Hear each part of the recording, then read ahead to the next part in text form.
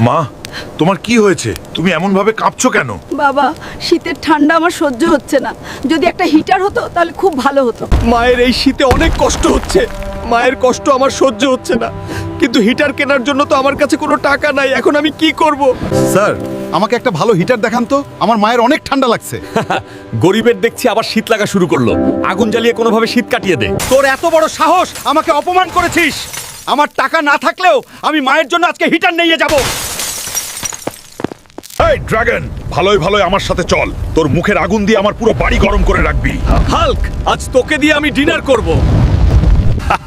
Dragon, আমি সব প্রস্তুতি নিয়ে এসেছি।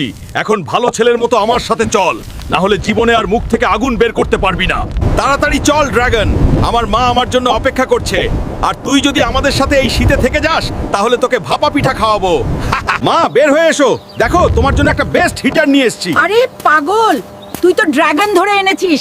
এটা তো আমাদের সবকিছু পুড়িয়ে ফেলবে। না মা, এই ড্রাগন তোমার কোনো কিছু নষ্ট করবে না, কিন্তু তুমি যদি তাকে ভাপা পিঠা খাওয়াও তাহলে সে তার মুখে আগুন জ্বালিয়ে আমাদের বাড়ি গরম করে রাখবে।